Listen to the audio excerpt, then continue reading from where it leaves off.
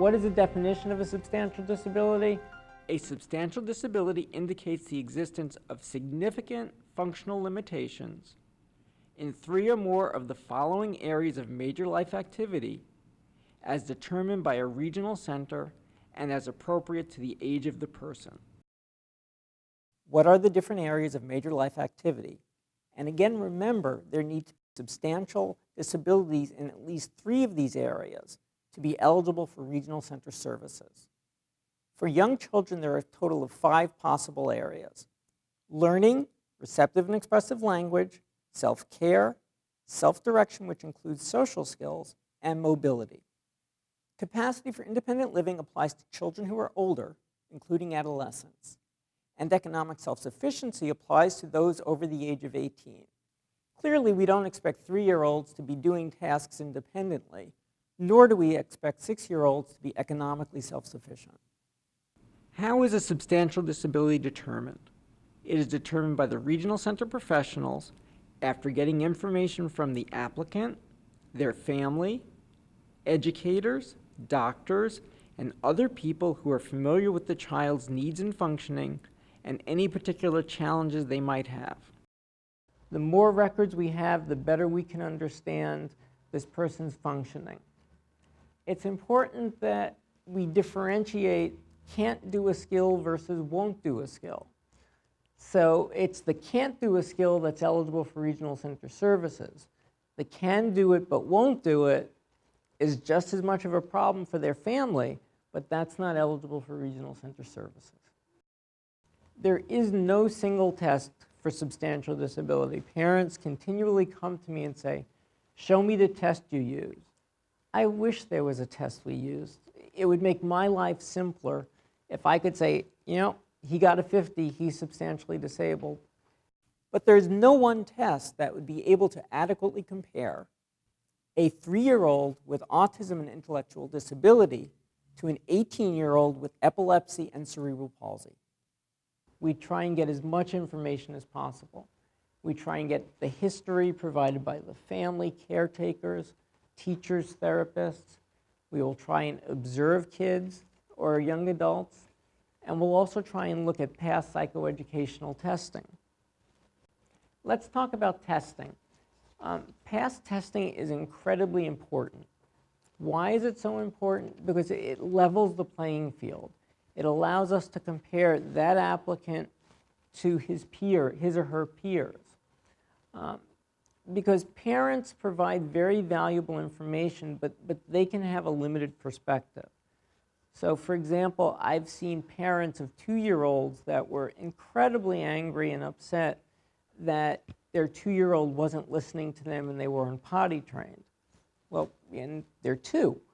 On the other hand, I've seen many parents who have children with developmental disabilities that what they accept as typical behavior and adaptive functioning in reality is so delayed, so impaired, and so problematic that I'm in awe of them. There's a concept called goodness of fit, and goodness of fit is how well do parents mesh with their kids. And let me give you 2 examples, and these are stereotypes, but I think they'll make the point. Let's take a 9-year-old girl, and this girl is incredibly active. She's just running constantly. Let's put her on a farm in Montana with 5 brothers, and she's homeschooled. That incredibly active girl would probably do okay. Let's take that same incredibly active girl and put her in a studio apartment in New York City and send her to parochial school. All of a sudden, that same behavior is a problem. Take another example. Let's take a 14-year-old boy, and he loves the color purple. He wants his hair purple, his fingernails purple, everything purple. If he lived with his grandmother who grew up in the 60s in San Francisco, his purple love might be all right. On the other hand, if he was with an Amish family, that would be a whole lot of problems. So parents' perspective is incredibly important, but by itself is insufficient. We need the testing to compare this kid to their peers to see where do they fall. To be considered a substantial disability, scores need to be at or below the second percentile. That is really low. So let's say there's a race, and there are 100 runners in the race. The guy who gets there first is the superstar marathon runner. Number 50 is in the middle.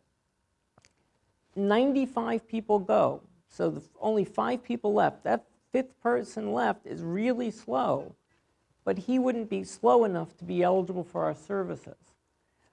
What this means is that there are many individuals who are functioning below their age expected norms, so they have real problems. I'm not saying the parents are making it up. I'm not saying they're over-exaggerating. It's real, but for lack of a better way of saying it, they're not bad enough to be eligible for regional center services. And that can be very hard for parents to hear, and I understand that. For more information on how substantial disabilities are determined, please refer to the document developed by the Association of Regional Center Agencies entitled Recommendations for Determining Substantial Disability. It provides an excellent overview on the subject.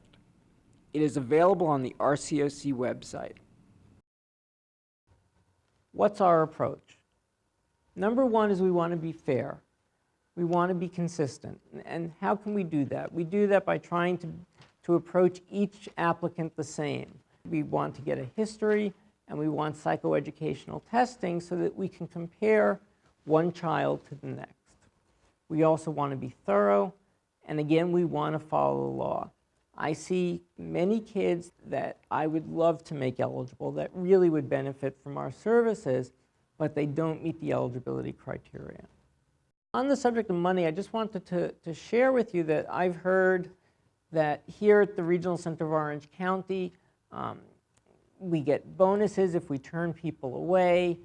We want to admit as few people as possible, and there's some financial incentive for us to not make people eligible. In truth, it's the exact opposite. The money we get is based on how many consumers we have. The more consumers we have, the more money we get. So if we wanted to generate money, we would be admitting people left and right. Our sole determination for eligibility is, do they fit those criteria? Do they follow the law?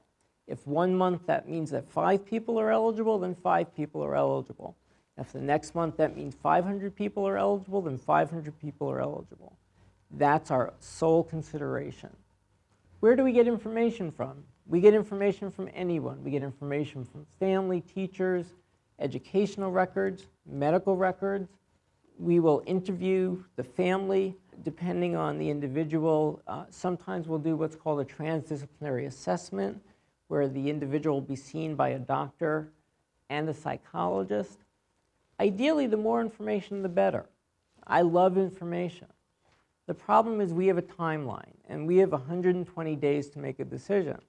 120 days seems like a lot of time, but it isn't. And the problem we often run into is getting records. Records can take an awful long time to get. So there are times when we're coming down to the wire, and we have to make a decision based on incomplete information, but we have to make that decision. If a family comes back later on with additional information, we're happy to look at that. If we review a chart and it's not clear whether or not the child is eligible for our services, here's what we do. First, besides me, we also have on staff several psychologists, and we may directly assess the child. We may also go out into the community to observe the child in the home or at school to get a better perspective. Sometimes parents will say, my child acts totally different when I bring them into the office compared to when they are in the real world. In those cases, we may go out to the real world to go see them. So we've gone through the eligibility process. Let's say we say a child found ineligible, or an adult is found ineligible. What then? A parent can take us to what's called a fair hearing, and that's a legal proceeding where they can challenge our eligibility decision. The first stage of that can be informal, and during that informal phase, several things may happen. We may get additional information. The family may provide us with additional records. Those records that I was waiting for initially just finally arrived. We may do additional assessments. based on the additional information, we say, you're right, he is eligible, he or she is eligible. On the other hand, we may say these additional assessments or our initial impression is that the child is ineligible, and that persists. If that's the case, the family can go to a fair hearing.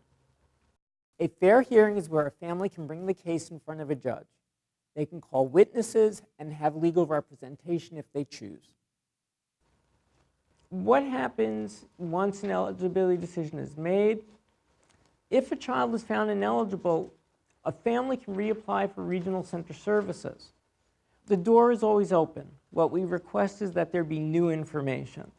A child, you can reapply at 5, 10, 15. Again, there just needs to be some new information that would support eligibility. If we say that a child is ineligible at age 3 and then at age 3 years and 2 weeks, they reapply for eligibility and with no new information, then no, they're still not eligible. A child who is found ineligible at age 3 due to not being substantially disabled in at least 3 areas of major life activity may meet this criteria when they're older, when more is expected from them. From my perspective, when I tell families that their child is not eligible for regional center services, that's a good thing. What I'm saying is I don't think their child has a lifelong developmental disability that's going to cause severe problems in multiple areas. To me, that's good news. On the other hand, when I tell a family you can reapply when your child is older, what parents tell me is, I want services now so that my kid can get better, so that I won't need you when I'm older, and my kid will be okay. I completely understand it. I agree with it. The problem is there's no basis in the law for that. The Lanterman Act does not say we should take kids when they're young if they don't meet eligibility criteria to try and prevent them from being eligible later on. If a child or adult is found eligible for Lanterman services, an individual program plan, or IPP, is developed to determine what services are needed. It's important to point out that once children or adults are made eligible for regional center services, they may improve to the point that they may no longer need or are eligible for Lanterman Regional Center services. Let's say you have someone with seizures. They have really bad seizures. They get surgery, their seizures go away. They may no longer be eligible for regional center services. Now, if their seizures come back again, they can knock on the door and eligibility can be reevaluated. The door is always open. Second example, let's say a kid with autism. Kid with autism made eligible, parents do a great job, therapists do a great job. He or she goes from special ed classroom to regular classes to doing great. That child may no longer be eligible for regional center services due to their improvement. So eligibility is continually reviewed.